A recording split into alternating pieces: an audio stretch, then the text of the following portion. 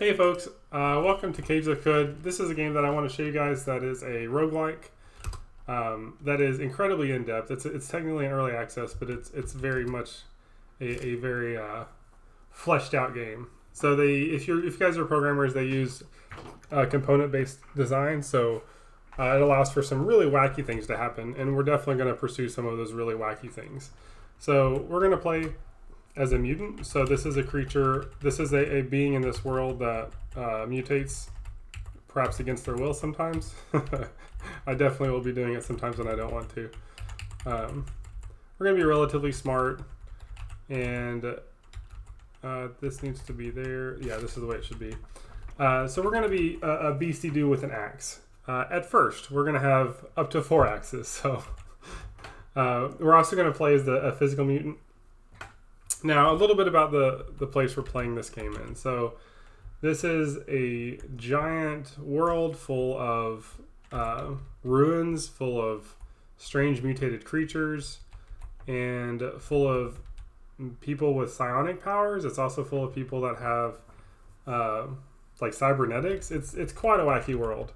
We're going to go for a build that uses multiple arms. We're also going to be amphibian. So we require more water than average, but frogs like us more. And we're also going to get a lot of random mutation. So I really like Unstable Genome. It's a way to get more expensive genomes faster, and it also adds a lot of variety to the gameplay. So we're going to be a real mutant. We're going to have unstable genes. We're going to be changing randomly. We're going to start with an axe, and we're going to be good at chopping body parts off of our enemies. We're also going to get a pet. This game is also... I like to describe this game as part fantasy, part sci-fi, and part LSD trip. So here we're going to choose our LSD trip. Either or is especially bad trip, so I don't recommend it. These are pets, by the way, that the developer gives to supporters. So I've supported the game, so I get like these pets occasionally. I like Gloaming. He's cute. He's otherworldly and trippy. And we'll misspell my name like I often accidentally do. We'll be playing as Zackle. Okay, so a bit about this game. So we're here. This is Zackle. He's in this X. You can look around the game. It's not the graphics are very low budget, and that's okay. This isn't a game that's going to impress you with the way it looks, but it will impress you with the things that happen. Incredibly good story building engine. Here's Gloaming, our pet. So you'll notice it follows us around, and so this is us. You're covered in thick fur. That's something I purchased to be a little harder to freeze. Freezing's kind of important. You can freeze or melt, and as you might expect, that's not good. I don't have much on me. I'm carrying 3 lit torches because I have 4 arms and a bronze battle axe. And this is Gloaming, our strange bird. His description is as follows: 2 wide eyes open like bright short locks of a different realm. The mere act of looking traps your own eye in their currents, and you're dragged through a procession of spectral forms and drowned in their black waters before rising to the surface of your familiar, buoyant world. Now, the smooth and feathered bird is visible to you, lit from behind by a distinct gleam. As they flap the shadows off their wings, they appear to take on the shape of something else. Yes, there's our LSD trip pet. We have a variety of people here we can make friends with. If we like them a lot, we can give them a bit of water, and they'll help us gain reputation with various people. But perhaps more importantly, we can get quests. So this guy's going to ask us to go figure out what's eating the water vine, which is important. This is a world. Let me zoom out and show you the world. This is the whole dang world that we can explore anyways. And this is mostly desert. Even these, there are some jungles here. But everywhere, clean water is scarce. So it's all salt water. There's salt everywhere. And it's not the kind of place that you want to live. Let me see what he has. We can go talk to this guy, give him some water, and make friendly with the Fellowship Wardens and the Villagers of Joppa. That's pretty good. If we get one more hit, we can get a really cool thing immediately. Hated by Cragschminsk. We don't really like Cragschminsk. And disliked by the Order of the Terror of Tatum. We don't really like those either. So we're going to go ahead and do a 3rd water ritual. This is really, really lucky. So now we're actually 160 with the Villagers of Joppa, so we can immediately learn Artistry. So that's going to help us maintain our food and help us get water vine, among other things. So it's just a free skill. Normally skills are pretty hard to get. You have to spend points in them. So this is the skill tree here. This game has an obscene number of skills. Obscene. The ones we're focused on are going to be axes. We would love to decapitate. We would love to cleave. And we would love to berserk. And we're also going to want dual wielding, because we have 4 arms. It's very expensive to get into dual wielding, but once you do, you unlock this ability that lets you make an attack with every single hand once every 60 turns, which is absolutely amazing when you have multiple arms. We're going to try to get as many arms as we can get, because that's our energy today. We're going to get a lot of arms. Let's do the auto explorer. We'll run around the map and find all the cool stuff. This statue up here in the top right looks like it has a piece of information about a sultan on it. If we piece those together, we can find locations of sultan treasure. This one had the location of a sultan treasure. Nice. Visit Alatun. So now we know where a sultan tomb is, which is wonderful. A lot of powerful enemies will congregate around sultan tombs, and with powerful energies, with powerful enemies come powerful treasures. So we like that idea. So we're going to just explore. One of the cool... all right. That's a crocodile. So one of the downsides of being our character is that we only have 14 health right now. So we didn't get very much toughness. In fact, we're less toughness than an average person. So we have to play the game a little differently. The reason we did that is because intelligence is so good for getting skills. Every time you level up, you get skill points based on your intelligence. I just can't convince myself to play this game with less than 16 intelligence. Just can't do it. And the reason we get strength and agility so high is because, you might notice here, that decapitate and berserk, well, berserk specifically requires 29 strength, which is quite obscene. And then dual wield requires 25 agility. So we have to get these cranked up hard in order to get to dual wielding really well and having our strength stuff maxed out. So we're very much min-maxing. Unfortunately, one of the things we're minimizing is our toughness, which seems a little bit strange in a melee build, but we're going to try to play really smart to offset that, which makes sense because we have a lot of intelligence. All right, so now we have a crocodile here, and I'll show you one ways that we're going to play smart. So I'm going to let this crocodile get a little bit closer to me, and I'm going to try to chop his arm off. Well, I missed. So now we're going to run away. I'll hit him a couple times and see if I do more damage than him. All right, he's not hitting me. Oh, he just hit me for 4 health. What's his health at? He's badly wounded. There we go. We got him. So, like I said, we're weak. It's easy for us to die to a crocodile right now. That's just part of it. We found the location of a distillery of Oud, a legendary ichor merchant. These guys are cool. Let's go talk to him real quick and see what he has to offer. So this world is full of procedurally generated locations. Oh, there's another crocodile. Let's try chopping a body part off. This time we did it. Now we're feeling good. So this guy, we chopped his tail off. So I'm just going to run from him for a bit while he bleeds. He bled to death. Wonderful. Wonderful. Well, this is a really unfortunate upgrade. So we really don't want quills. It's just really painful.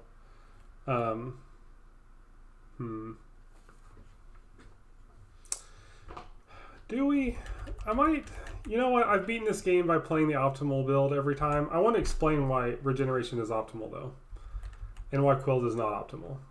So quills is not optimal because it takes the place of your body armor, and some of the best stats, the best resistances you can get in the game are off of body armor. So losing your body armor to grow quills feels really unfortunate. However, we do grow a new body part with this. That is not to be underestimated. A new body part is a new piece. It's potentially a new place for gear to go. So it's potentially another place you can put gear. It's potentially another arm that you can use to hold another weapon that you can swing at enemies. It's potentially more legs. I mean, these are all equipment slots. It can be arm slots to put bucklers, for instance. Regeneration is absolutely really good here. Regenerating your missing limbs is just vital. We're going to lose limbs. We have so many limbs, we're going to be losing them. Well, we're going to have a lot of limbs. We already have like 12. But we're going to be losing a lot of them as time goes by. And growing them back automatically is just amazing. Now, the argument for getting quills is you can only get each mutation once. If we always pick the mutation that grows a new body part, we will be able to get an obscene... I don't want to spoil it because there is a number here. But there is a number that we will get of new body parts. And honestly, I would love to hit that max. And I think that we will eventually get regeneration by definition. And I think we're going to go ahead and get quills so that we can go ahead and get that new body part. And we'll see what it is. Cool thing about quills is as this levels up, and already now it gives you armor. AV is armor value, which means your enemies have less ability to hurt you. Specifically, they're less likely to penetrate, which means they're not going to do critical hits on you. And sometimes they won't be able to hit you at all, simply because they can't get through your armor. However, it's really fun. We're going to go for it and going to have some fun with it. So, oops, 1 second. Sorry about that. That probably hurt your ears a little bit. Okay, I muted it. Oops. What have I done to the game?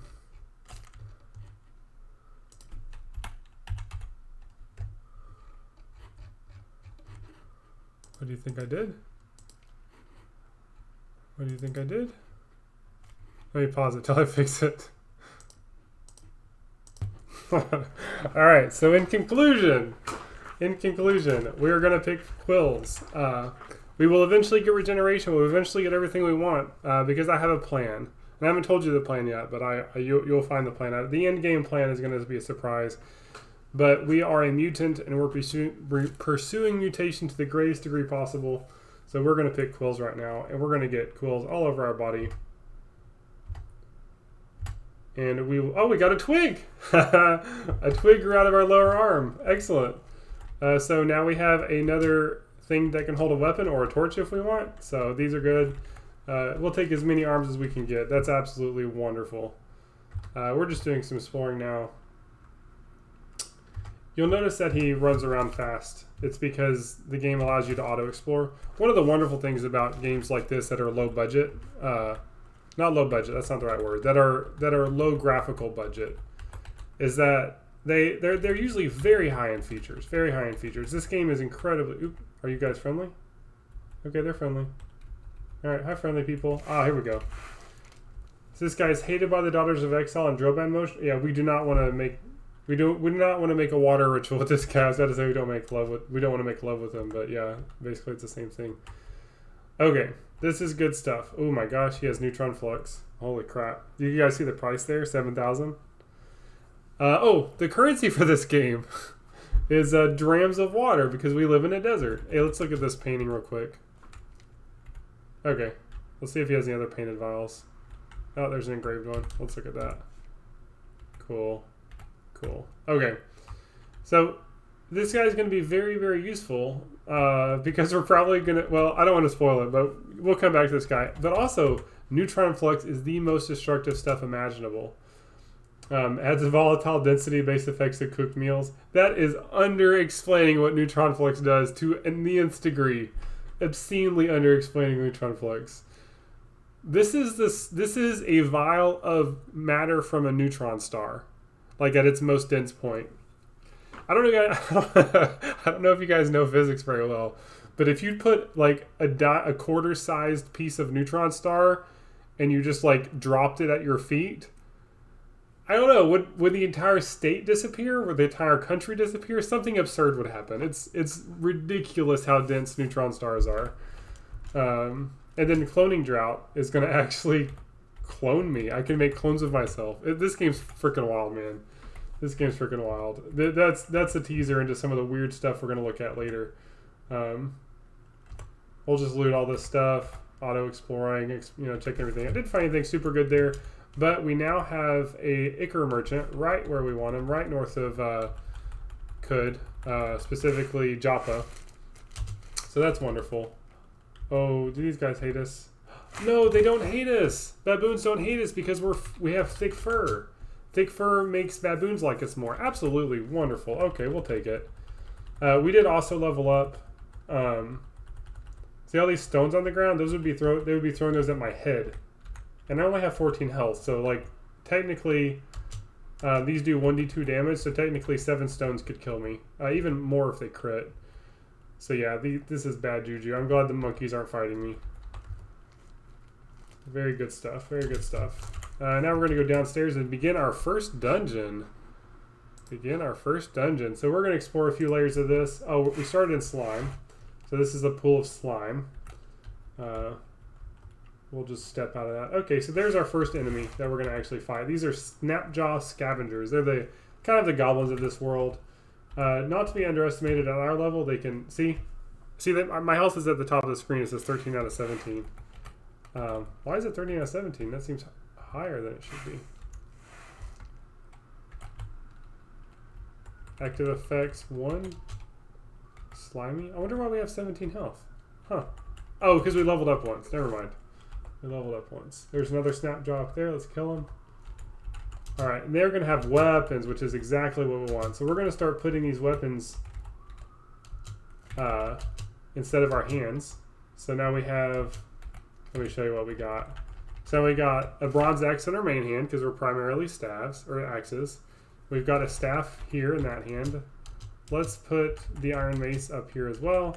So now we're wielding 3 weapons at once and 2 torches because we already have 5 arms. That's how awesome we are. We've already got 5 arms. We're only level 2. All right, this is an archer. So good thing that he's right next to us. That means that he's all right. Oh, so this is a centipede. These things are spooky. They're hard to hit and they do a lot of damage. They have very little health. So if you just get like one swing on them, there we go. We managed to chop off his left foreleg. So now I can run away and he'll bleed to death. Come on. Oh, he stopped bleeding already. Crap. We're at 6 health. Where's the stairs? They're south. Oh, the stairs are down there. Crap. We might be about to die. Is there anything? Oh, we can shoot our quills out. We can shoot our quills out. There we go. Perfect. He's dead. Woo! You know what? Maybe those quills are so bad. They're guaranteed to hit. And I didn't think about it, but some enemies are really hard to hit. So yeah, we just launched our quills, and we still have... Wow. We still have a lot of them. Maybe I underestimated quills. May expel 10% of your quills. You get 0.25 per round. All right. Okay. I'm cool. You know what? I don't regret quills at all. That's the first time I've got quills, frankly. I've never got quills before. I always underestimated them. Another Snapjaw. Oh, there's another one of these guys. You know what? We're just going to launch quills at him because I don't want to be swinging at him. Come on. All right. We killed him. Cool. Whew. All right, we got to level up, and our explosion, our genome went off again. So there's electrical generation, also growing a new body part. I think I will take this one as well for the same reason I took the last one. Electrical generation is really good at disabling enemy. What's the word? Robots. So it's really good at disabling robots, but it also just does damage. So this will be the second ability we get. That's going to zap our enemies. Now, if I didn't have that grow a new body part on this one, I would instead be picking probably triple jointed. Just getting that extra 2 agility means it's going to be a lot easier to get dual wielding maxed out. Plus, it means sprint can be used repeatedly sometimes, as well as flurry, that's a very powerful boost because sometimes we just need to run away, and sometimes we don't realize we need to run away until we've already used up sprint. So yeah, but we will take electrical generation because we want them to do body parts. So we got power devices. Oh, we can power devices, and we got a new arm. Yes. Oh my God! If we get arms every time, I'm going to be so freaking excited. I can't believe we got an arm twice in a row. So you can power devices with this? I didn't know you could charge stuff. Yeah, you can drink charge. Wait, can I? Yes, you can provide charge to equip devices. Huh. We've turned ourselves into a battery. I did not know that it turned you into a battery. That's awesome. We also get an attribute point. I think we're going to level up strength because we first need to get strength up to get berserk. So that requires 29 strength. Dual wielding is going to require 25 agility later, much later on. That's going to be 900 skill points. Yeah, we're not doing that. We're not doing that. We're going to get berserk first. Berserk is so good. Every time you hit an enemy with an axe attack, you dismember them. Doesn't that sound amazing? You chop a body part with every swing. And that includes these swings with our extra body parts, our extra arms. We've already got 6 arms. Granted, they don't all swing every time. So let me show you multiple arms. You only have a 10% chance for each extra arm to deliver an attack when you swing. So initially that's not going to be high, but we're going to pump this bad boy up real high. Eventually, we're going to have really high chance with each arm to attack with, to swing per attack. We'll have a bunch of freaking arms if we're lucky, and we've been lucky so far. We've gotten two already. Let's see if we have another. We don't have another weapon, so I'll just put a torch there. Yeah, we need more weapons at this point. Let's see, what else do we got? Yeah, so that's exciting. We're going to be zapping dudes with electrical generation. Do we automatically have our full charge? Let's see. We do not have our full charge yet, so we can't just zap this bear that's coming up, and we really don't want to fight bears. These guys are a little too tough for us right now. We can probably kill it. We definitely don't want to fight the ooze guy with it. So let's try this. I think I can run this way and avoid this slime. Walking through slime slows you down. You start swimming, and it's bad. So I think what I'll do is I'll try to chop a body part off this guy and then just run the long way around. And then probably try to go up the stairs and escape, because this guy hits like a truck. At our level, this guy hits like a truck. So I'll let him get one swing on me, and I'll go thump. All right, we lopped off his pseudopod. That's his leg. So he's going to move slower. That's good.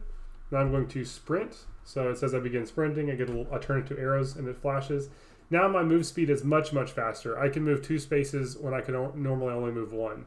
So effectively what that means is I will effectively get to take multiple turns if I'm moving instead of attacking. If I attack, it still uses my quickness, but if I'm moving, it uses the movement. So now I can kind of get ahead of this guy.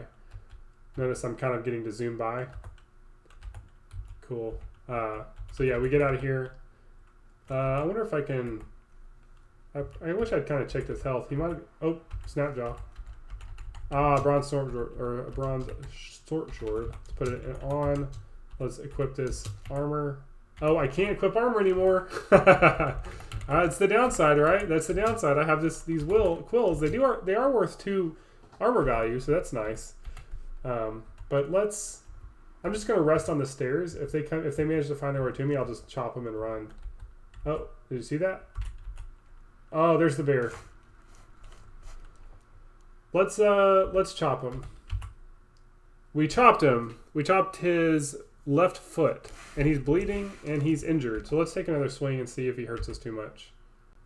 He missed us. He did 1 damage, and I like it. Our quills are actually impaling him. He attacked us and took damage from the quills. That's pretty cool. We're just gonna throw this dagger on. Yeah, we're just gonna throw that dagger on. We don't really care what the weapon is right now, even though we prefer axes. We'll put on anything right now. Like here's an axe, or here's a mace. We'll put that on. We just need any item. Do we have night vision? We don't have night vision, so we are going to need at least 1 torch on until we take care of that. All right, cool. We're making progress. An iron sword, heck yeah. Yeah, that's better than what we're getting these like staff. Yeah, that's better than a staff for sure. Yeah, we'll take that. Oh, there's a sword here that I didn't see. Alright, let's keep going. Okay, this is a cool feature in the game. So the game is set in a fantasy setting. That's what it appears to be when you first start playing. Anytime you discover something that wouldn't be in a fantasy setting, you get this. It's a weird artifact. And that's true of anything. So no telling what this is. It could be any object. It's always going to say weird artifact. So we're going to go ahead and examine it. Oops, I got it. I didn't examine it. Well, let me kill this Snapjaw. Ooh, a dagger. And the boots that we need. These boots are better than what we have because we don't have anything. And there's also a spider down here. Spiders they don't hit very hard, but they're hard to hit. Oh, good, I managed to chop them. Yeah, I chopped a body part off. Yeah, good. Okay, so we chopped his right hind leg off, just in case you're curious. I'm always curious. All right, so there's this weird artifact. We're intelligent, so we have a good chance of identifying this. Let's see what it is. It is a freeze grenade. Cool. I know exactly what I'm going to do with that. Oh, I picked up a corpse. I don't want a corpse. Let's drop that. Yeah, I know exactly what I'm doing with that. There's a quest in town to get strange artifacts, and this will absolutely count. So that's going to be good stuff. We got hungry. This game's pretty simple as far as how you manage your food. It's not as hard as it could be for sure. You can literally just there's a campfire here. And you can just whip up a meal. You'll gather, in this case, a wing, a seed, and a flake of shale, and I just made a soup out of it. So Now, if you have the stuff, you can get bonuses from eating good stuff, like certain things. Let's kill this spider. He's running from us. Well, we have to go upstairs. Why is he running from us? I feel weird killing him. Oh, nope, he's trying to fight us now. Okay, I don't feel weird killing him anymore. Alright, let's go away. Let's go down. Bronze mace, painted armor. We examine all the painted stuff. Alright, so there's one of these amoebas. I think I got the... Yeah, I hit him really hard there, so he's just dead. There's the bowman. We need to equip this bow finally. There we go. So now we can shoot. Oh, we can charge, by the way, so we'll just charge that guy. So now we got... We're just picking this stuff up to sell. So now we got a bow, so we can actually shoot at enemies that are approaching, which feels pretty good. Is that the only bow we got? Yeah. I thought I killed another bowman, but I don't remember getting a bow, so maybe I forgot to loot that one. More snap jaws. We're starting to feel confident against the normal snap jaws. There's a short sword, but it's made of iron, so that's better than this bronze short sword. So we'll take that. There's an arrow. We love those. There's a fractured microchip. There's another dead snap jaw. We're gonna clean up now. I am gonna hunt these spiders. I don't like leaving them around. If you step in a web, the spiders will chase you down. We leveled up. Cool, 200 skill points. We can buy one of these now. So we either buy decapitate or cleave.